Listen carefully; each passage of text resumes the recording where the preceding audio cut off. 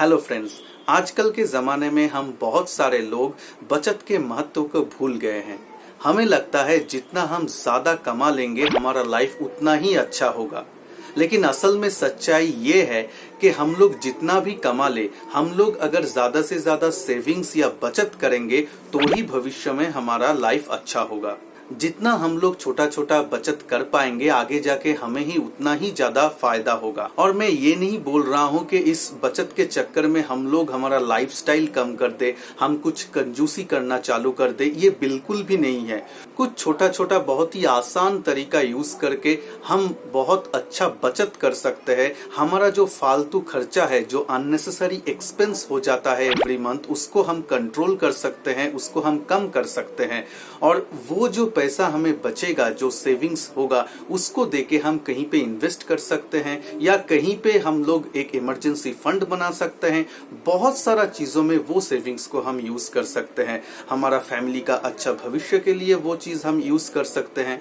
तो इस वीडियो में मैं आप लोगों के साथ 6 वो स्टेप्स शेयर करने वाला हूं जिसको फॉलो करके हम हमारा जो अननेसेसरी खर्चा है, जो फालतू का खर्चा हो जाता है हमारा मंथली, उसको हम कम कर सकते हैं ताकि हमारा सेविंग्स जो है वो ज्यादा हो सके।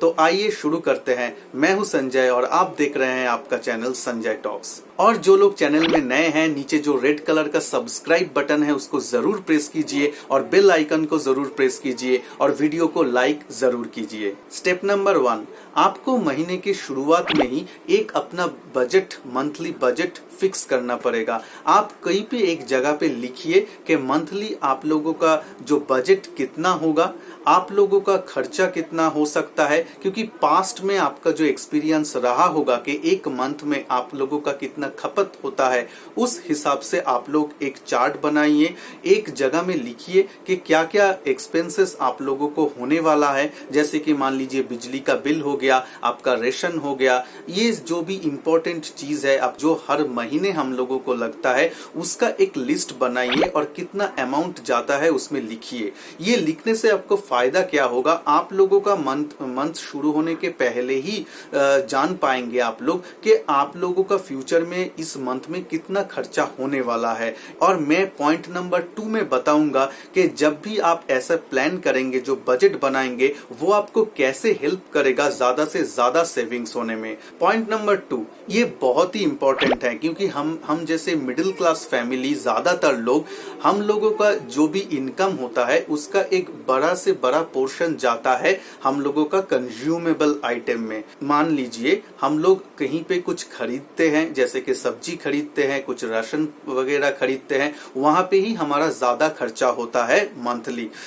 तो इससे कैसे बचा जाए, यहाँ पे कैसे हम सेविंग्स कर सकते हैं। देखिए पॉइंट नंबर 1 में मैं आप लोगों को बोला था एक बजट बनाने के लिए, उसमें आप लोग क्या लिखने वाले हैं कि मंथली आप लोगों का खपत क्या है। तो आप लोगों का पता होगा कि मंथली आप लोग क्या क्या कितना कंज्यूम करने वाले हैं। मैं एक एग्जांपल देता हूँ। मान लीजिए आप लोग आटा कंज्यूम करते हैं।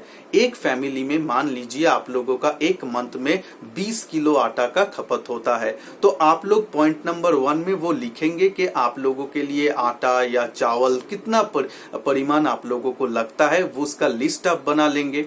उसके बाद आपको क्या करना है, पॉइंट 2 में जो भी आप देखेंगे कि ज्यादा आपको लग रहा है, जैसे कि 20 किलो मान लीजिए आपको आटा चाहिए, तो वो आप डिसाइड कीजिए कि एक साथ खरीदने का, जितना हो सके जो चीज आप एक साथ खरीद सकते हैं उसको एक साथ खरीदिए। देखिए क्योंकि अगर आप 1-1 किलो का आटा थोड़ा थोड़ा करके खरीदेंगे तो उसका जो प्राइस होगा, और एक बार में अगर आप 5 किलो या 10 किलो या 20 किलो का पैकेट लेते हैं, उसका जो प्राइस है वो बहुत कम रहता है। तो इसमें आप लोग बहुत सारा पैसे को बचा सकता है। पॉइंट नंबर 3 है फाइंड ऑल्टरनेटिव्स। कुछ अलग सा सोचना है कि कैसे हम लोग पैसा बचा सकते हैं इस एक काम से। मैं आपको एग्जाम्पल देके बताता हूँ आपको क्या क्या ऑल्टरनेटिव ढूंढना है। जैसे कि मान लीजिए आप एक ब्रांड के आटा रोज या हर महीने कंज्यूम करते हैं, ठीक है, और एक सिमिलर ब्रांड का आटा है लेकिन उसको आपने ट्राई नहीं किया या जानते नहीं है उसका क्वालिटी कैसा है, लेकिन उसका प्राइस जो है 1 किलो में 5 रुपए कम है। तो आपको क्या करना है, एक दिन 1 किलो का आटा खरीदना है, वो जो कम दाम का जो आटा है लेकिन सेम टाइप का ब्रांड, सेम क्वालिटी वाला ब्रांड का है, उस आटे को लेना है, थोड़ा सा क्वांटिटी में लीजिए और उससे रोटी बनाइए और देखिए उसका क्वालिटी क्या है।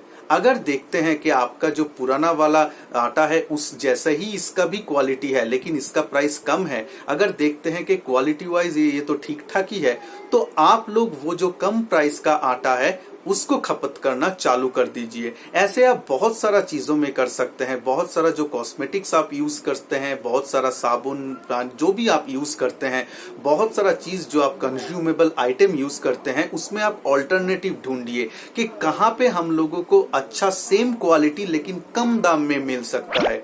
और वैसे भी आजकल बहुत ऑनलाइन का जमाना है, बहुत हम में से बहुत लोग अमेज़न, फ्लिपकार्ट, बिग बास्केट, बहुत सारा जगह में ऑर्डर करते हैं।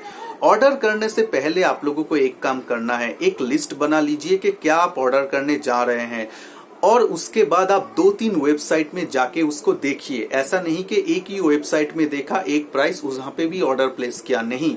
आप अगर कुछ 2-3 आइटम खरीदने का प्लान कर रहे हैं तो वो 2-3 आइटम का प्राइस आप अमेज़न में भी देखिए, फ्लिपकार्ट में भी देखिए, अलग अलग आइटम आप बिग बास्केट में देखिए, जहां जहां पे आप खरीदना चाहते हैं। वो ऑनलाइन प्लेटफॉर्म में देखने से आपको मालूम पड़ेगा कि सेम ब्रांड का चीज कहाँ कहाँ पे कम है। मैं आपको बहुत अच्छा एग्जाम्पल दे सकता हूँ, जैसे कि देखिए दाल का प्राइस एक एक जगह में, एक एक ऑनलाइन वेबसाइट में एक एक टाइप का प्राइस रहता है, 1 किलो दाल का प्राइस। तो आप वहां पे देख के अच्छा से डिसीजन लीजिए कि सेम क्वालिटी का, अगर सेम ब्रांड का मुझे थोड़ा सा कम दाम में मिल रहा है, थोड़ा सा अच्छा ऑफर में मिल रहा है, तो वो हमें लेना है। तो आप रिसर्च करके उसके बाद ही खरीदे। नंबर 4 है ऑर्गेनाइज योर थिंग्स। मीन्स आपको आपका जो भी चीज है उसको अच्छी तरीके से संभाल के रखना है। मैं एक एग्जांपल देता हूँ, हम में से कितने लोग हैं जो कि हम एक फैन या गीजर या मिक्सर ग्राइंडर खरीदते हैं, उसके बाद उसका बिल या वारंटी कार्ड को संभाल के नहीं रखते हैं। ये चीजों को आप संभाल के रखिए, क्योंकि आगे जाके 3 महीने या 6 महीने के अंदर, वारंटी पीरियड के अंदर, अगर आप लोगों का वो सब चीज में कुछ खराबी आए तो आपको पैसा कुछ भी खर्चा करना नहीं पड़ेगा। आपका कंपनी जो है वो वारंटी पीरियड में आपको वो चीज ठीक करके देगा, जिसमें आपका पैसा सेविंग्स हो सकता है, पैसा बच सकता है। वीडियो का अगर अच्छा लग रहा है, मेरा एफर्ट अगर आप लोगों को अच्छा लग रहा है, तो नीचे जो सब्सक्राइब बटन है उसको प्लीज प्रेस कीजिए, सपोर्ट कीजिए मुझे और वीडियो को लाइक शेयर जरूर कीजिए। और वीडियो का एंड में मैं आप लोगों के साथ एक टिप्स शेयर करने वाला हूं, जिसको यूज करके आप जो भी सेविंग्स कर रहे हैं उसको तो अच्छा आप कर ही सकते हैं और उससे भी ज्यादा आप मुनाफा कमा सकते हैं। तो वीडियो को एंड तक जरूर देखिए। अब आ जाते हैं हम पॉइंट नंबर 5 में, इन्वेस्ट इन योर हेल्थ। देखिए, जितना भी आप पैसा कमा लेंगे, जितना भी आप सेविंग्स कर लेंगे, एक झटके में आपका वो सेविंग्स निकल जाएगा अगर आपका हेल्थ ठीक ना हो। आजकल का जमाने में हेल्थ केयर का खर्चा इतना बढ़ गया है कि जितना भी आप सेविंग्स कर ले, जितना भी इनकम आप कर ले, एक झटके में वो सारा कुछ खर्च हो जाता है। तो आप लोग ज्यादा से ज्यादा ध्यान दीजिए अपना हेल्थ के ऊपर। थोड़ा सा वॉकिंग कीजिए, थोड़ा सा बैडमिंटन खेलिए, थोड़ा सा वॉक कीजिए, मन को खुश रखिए, ऐसा कुछ कीजिए। मैं नहीं बोल रहा हूँ कि आप लोग रेगुलर जिम कीजिए, बहुत एक्सरसाइज कीजिए, ऐसा बिल्कुल भी जरूरत नहीं है।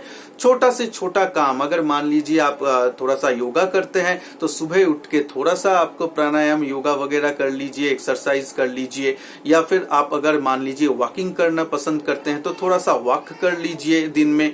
तो ऐसा करके आप अपना हेल्थ को फिट रखिए। आपका हेल्थ अगर सही में ठीक रहेगा तो आपका जो ये सेविंग्स है, जो पैसा आप बना रहे हैं, वो आप ठीक से एंजॉय कर पाएंगे।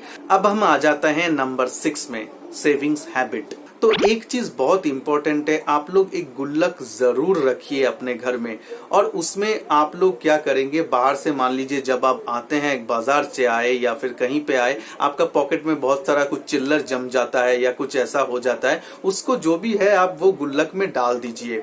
देखिए, नहीं तो वो चिल्लर या 5-10 रुपए कहाँ से खर्च हो जाएगा आपको भी पता नहीं चलेगा। लेकिन उसको आप धीरे धीरे वो गुल्लक में रखेंगे तो 3 महीने 4 महीने के बाद उसमें इतना पैसा हो जाएगा, शायद 1 मंथ का आपका इलेक्ट्रिसिटी बिल आप उससे दे पाए। अगर आप लोग ऐसा करेंगे तो जो भी आप लोगों का बच्चे हैं, जो भी फैमिली मेंबर्स है, आपको देख के सीखेंगे कि अच्छा चलो savings is a good habit. Savings को वो लोग भी एक हैबिट बनाएंगे और उससे उन लोगों को आगे जाके बहुत फायदा होगा। और अभी है वो मैं जो पहले बोला था कि एक टिप्स आप लोगों के साथ में शेयर करने वाला हूं, जिसको यूज करके आप लोग ये जो सेविंग्स है उसको और भी अच्छी तरीके से अपना लाइफ में इंप्लीमेंट कर सकते हैं। इसमें मैं 2-3 पॉइंट आप लोगों को बताने वाला हूं, ध्यान से सुनिएगा।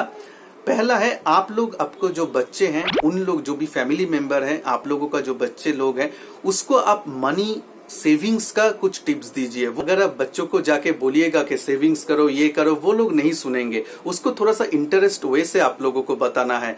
जैसे कि आप देखिए, आप बोल सकते हैं देखो जो भी अच्छा नोट है, जो दिखने में अच्छा है, उसको रख दो, वो आपको मजा आएगा, तो बच्चे लोग वो सुनेंगे। ये ऐसा देखिए, ऐसा जो एकदम वो इसमें कुछ देखिए फोल्ड भी नहीं है, ये अच्छा नोट जो बैंक से मिलता है, एकदम डायरेक्ट नोट, इसको हम रखेंगे तो वो लोगों को भी बहुत ज्यादा इंटरेस्ट बन जाएगा कि पैसा सेविंग्स करने का। और उन लोगों का क्या होगा, छोटे से उम्र में ही उन लोगों का पैसा का महत्व वो लोग समझेंगे, वो लोग सेविंग्स का महत्व क्या है वो समझेंगे। क्योंकि आज के जमाने में हम पैसा ऐसा हाथ में नहीं लेते हैं, क्योंकि ज्यादातर पेटीएम या हम नेट बैंकिंग ज्यादातर डिजिटली हम ट्रांजैक्ट करते हैं, तो एक्चुअल पैसा कितना महत्व रखता है वो हम भूल गए हैं। क्योंकि पैसा हम हाथ में नहीं लेते हैं, क्योंकि 20 रुपए हाथ में लेना एक बात है और 20 रुपए मोबाइल से ट्रांजैक्ट कर देना एक बात है। हम लोग बहुत इजी लगता है, लेकिन जब आप हाथ में रखेंगे उसका वैल्यू डिफरेंट होता है। तो ये चीज अपने बच्चों को दीजिए, थोड़ा सा फनी वे से उन लोगों के साथ बात कीजिए, थोड़ा सा डिफरेंट वे में बोलिए, ताकि वो लोग भी इसको देखे, इसको समझे और सेविंग्स का महत्व को समझे। आप लोग खुद के लिए, फैमिली के लिए एक इमरजेंसी फंड जरूर बनाइए। इमरजेंसी फंड क्या है, जो भी आप मंथली कुछ सेविंग्स करते हैं, कुछ भी अगर आप मान लीजिए कुछ बोनस मिल गया या कुछ एक्स्ट्रा मनी मिल गया, उसको आप एक इमरजेंसी फंड में रखिए। वो फंड को आप तभी हाथ देंगे जब आपका कुछ इमरजेंसी आपका फैमिली के ऊपर आ जाए, कुछ हेल्थ इशू आ जाए, कुछ इमरजेंसी आ जाए, तो ही आप उसको हाथ देंगे। ऐसा करके आप एक इमरजेंसी फंड बनाइए। जो भी ये आप सेविंग्स करेंगे मंथली, मान लीजिए मैं जो पॉइंट बोला उसको आप फॉलो करके मंथली अगर 2-3 हजार 5,000 रुपए भी आप बचा लेते हैं, तो उसको आप वो इमरजेंसी फंड में रखिए। थोड़ा सा उसमें से कुछ पोर्शन एटलीस्ट इमरजेंसी फंड रखिए। अगर आप ऑलरेडी इमरजेंसी फंड नहीं बनाए हैं, तो जो लोग ऑलरेडी बनाया हुए हैं वो लोग तो ठीक है, अगर आपके पास नहीं है तो थोड़ा सा अमाउंट बचा के आप एक इमरजेंसी फंड बना के रखिए, वो आपका बुरे टाइम में काम आएगा। और एक चीज, जो भी आप ये सेविंग्स कर रहे हैं, जो सेविंग्स होता है उसको ऐसे ही बैंक में या कहीं पे पड़ा नहीं रहने दीजिए। एक इमरजेंसी फंड में आप रख दीजिए, कुछ तो हुआ। और कुछ पोर्शन इसमें से आप 500 रुपए से भी स्टार्ट कर सकते हैं, कुछ थोड़ा सा पोर्शन आप इन्वेस्टमेंट स्टार्ट कीजिए।